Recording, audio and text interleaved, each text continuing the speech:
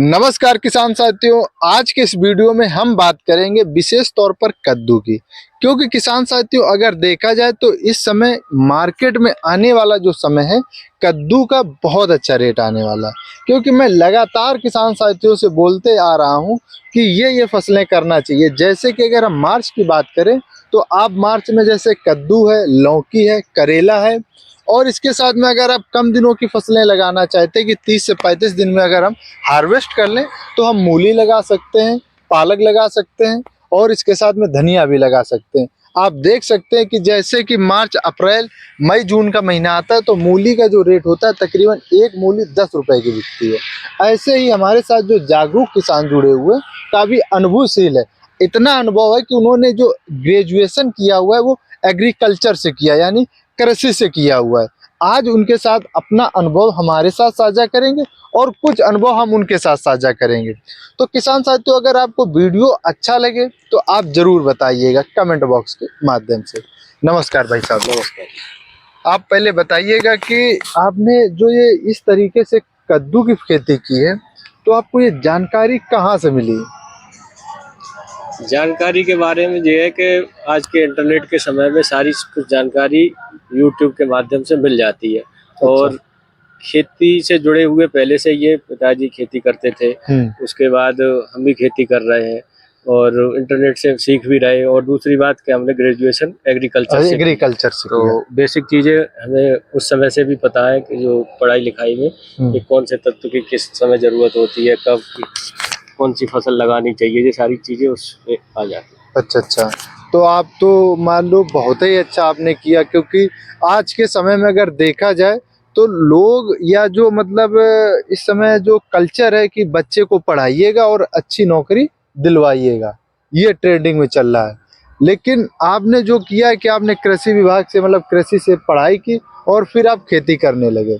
तो इससे जो नए युवा हैं, जो व्यक्ति जैसे इंजीनियर है, डॉक्टर है, या फिर जो हमारे कृषि की पढ़ाई करने के बाद में जॉब की तरफ ज़्यादा मूव नहीं करेंगे, खेती की तरफ भी मूव करेंगे। जैसे अदर देशों में होता है, जैसे अमेरिका, फ्रांस, जापान में होता है, वैसे इंडिया में भी कल्चर आ रहा है।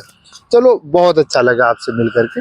तो किसान साथियों को आप हमारे पहले आप ये बताइएगा कि आपने जो जिस विधि से आपने ये कद्दू खेती की है और इससे पहले कौन सी फसल थी, इसके बारे में भी बताइएगा, ताकि उन्हें फसल चक्र में अपनाने में भी बहुत अच्छा रहे। क्योंकि बहुत सारे एरिया में किसान क्या होते हैं, धान गेहूं, इसके अलावा कोई फसल नहीं कर पाते, और हम लोगों को फसल चक्र अपनाना बहुत जरूरी है। तो आप बताइएगा किस तरीके से आपने ये सब सिस्टम किया हुआ है। इसमें अभी ये आपको कद्दू की फसल दिख रही है, इससे पहले इसमें रबी की सीजन में आलू की फसल थी। अच्छा, आलू की फसल थी।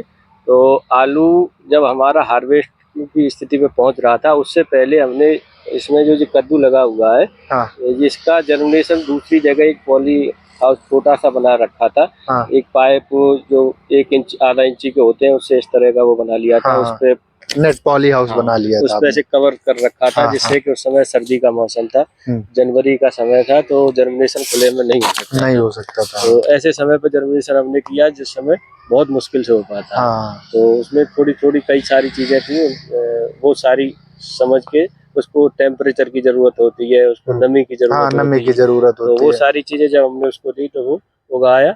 और जैसे ही इसमें आलू का हार्वेस्ट हुआ तो उसके 5-7 दिन बाद इसमें हमने खेत की तैयारी करके और ये कद्दू लगा दिया।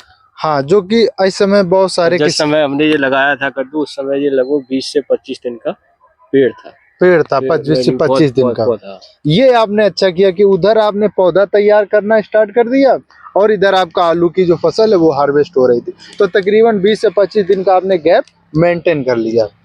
अच्छा, जो आपने मेंटेन किया बहुत अच्छा किया।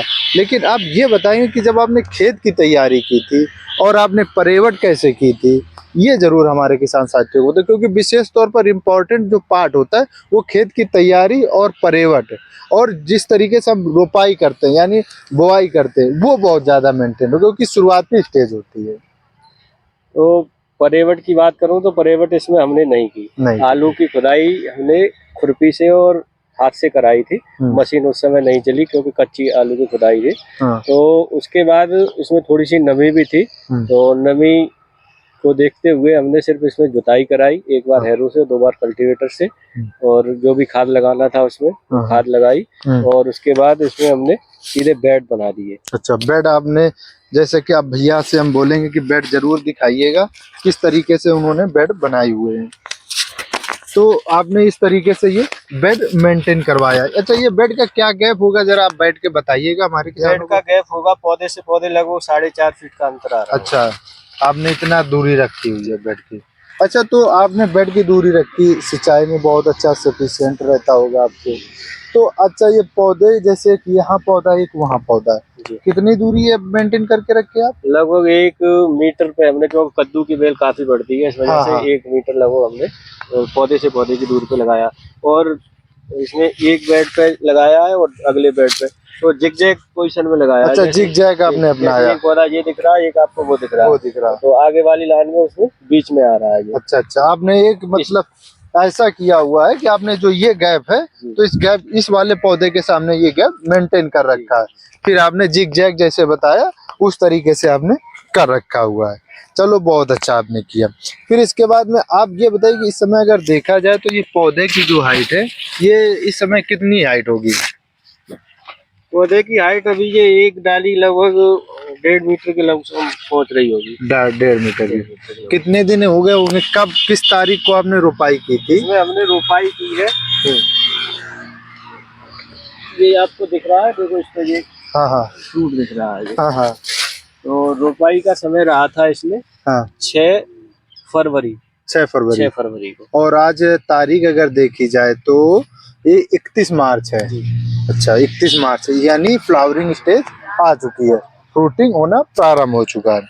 बहुत अच्छा। अच्छा, इसमें आपने अभी तक कितने स्प्रे किए हुए हैं, और जब आपने खेत की तैयारी की थी तो आपने कौन कौन सी खादें, मतलब फर्टिलाइजर प्रयोग किए हुए थे? ये लगभग 2 एकड़ का ये प्लॉट है, 2 अच्छा, एकड़ का उधर है। हाँ। तो इसमें हमने 1 बोरी सिंगल सुपर फॉस्फेट और 1 बोरी डीएपी और 1 पोटाश 50 केजी की, ये सारी चीजें हमने इसमें लगाई।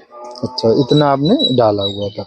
फिर इसके बाद में आपने दोबारा तो कोई ऐसा मतलब फर्टिलाइजर प्रयोग नहीं किया? फिर इसमें हमने स्प्रे के रूप में एनपीके 19-19 2 बार इसमें कर। अच्छा, 2 बार एनपीके 19-19 का आपने प्रयोग किया। और कीटनाशक वगैरह आपने, टॉनिक वगैरह आपने, फंगीसाइड या कीटनाशक या टॉनिक का स्प्रे किया? 2 बार कीटनाशक का स्प्रे हो गया इसमें, और 1 बार फंगीसाइड का स्प्रे। अच्छा, फंगीसाइड का हो गया। अभी जबकि आपने कोई ऐसा फल फूल की अभी स्प्रे नहीं किया, ना ही कोई टॉनिक का स्प्रे? फल फूल की स्प्रे की बहुत ज्यादा जरूरत नहीं होती है, क्योंकि आज के समय में इतने अच्छे बीज आ गए हैं कि उसमें फ्लावर और फल तो बनना ही बनना है। तो उसमें बिना मतलब में बहुत सारी चीजें, पैसा भी खर्च करो, उसकी कोई जरूरत नहीं होती। बिल्कुल बिल्कुल। बहुत सारे किसान हमारे क्या करते हैं कि जैसे रिटेलर के यहाँ यानी दुकानदार के यहाँ जाते हैं और वो बोलेंगे कि भैया फल की दे दीजिए, फूल की दे दीजिए। ये चीज़ें हमें मेंटेन करके रखना चाहिए, क्योंकि छोटी छोटी गलतियों में क्या होता है, किसान हमारे पैसा बेकार कर देते, इन्वेस्ट कर देते, और उसका सही बेनिफिट नहीं मिल पाता। जैसे कि आपने बताया कि इतने अच्छे क्वालिटी के बीज आ रहे हैं मार्केट में, तो हमें नहीं प्रयोग करना चाहिए, मतलब फल फूल की दवा। और हमें इस समय, जैसे कि किसान मित्र ने हमें बताया था कि इस सीजन में हमें अगर अच्छा प्रोडक्शन लेना है तो मॉइस्चर, नमी मेंटेन करके रखना बहुत जरूरी है। ये तो बहुत जरूरी है, नमी तो पौधे के विकास के लिए होनी ही चाहिए। अगर पानी बहुत महत्वपूर्ण होता है, कोई भी फसल हो, बिना पानी के तो संभव ही नहीं। हाँ, तो आपने जो इस समय देखा जाए तो अपना इस समय कद्दू की फसल बहुत अच्छी हरी भरी चल रही और अच्छा मेंटेन है।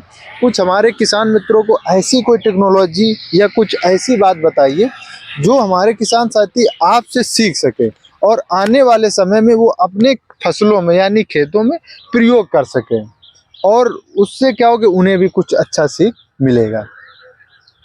तो पहले, सबसे पहले तो मैं ये बताना चाहूँगा कि किसान को थोड़ा सा जागरूक होना चाहिए। जागरूक होना मेरे से आशय ये है कि हर किसी के पास आज के समय में मोबाइल है और इंटरनेट भी है। इंटरनेट तो मोबाइल पे हम फालतू की बहुत सारी चीज़ें देखते रहते हैं। तो जब हम खेती का काम कर रहे हैं तो हमें वो फालतू की चीज़ें ना देख करके जो काम हम कर रहे हैं उस पर ध्यान देना चाहिए। तो उसमें तमाम चीज़ें हमें समझ में ये आती हैं कि इसको ऐसा करने से ऐसा होता है, इसमें कहाँ किस चीज़ की दवा लगानी है, कौन से समय पर कौन सी फसल लगाई जाए तो उसका उत्पादन सही रहेगा। तो बहुत चीज़ें क्लियर हो जाती है उससे। हाँ, ये आपने जो बताई बहुत चीजें, मतलब फालतू ना दिमाग लगा करके अपना अच्छा सोशल मीडिया पर अच्छी चीजों जो को, फसल में आने वाली समस्याएं होती है वो पहले से पता चल जाती पहले से पता तो चल उसका जाए, समाधान भी मिल जाता है, तो सब कुछ सही रहता है। सही रहता है। चलो आपसे मिल करके बहुत अच्छा लगा, और ऐसे ही आपसे मिलते रहेंगे और हम अपने किसान मित्रों को समय समय पर अपडेट दिलाते रहेंगे।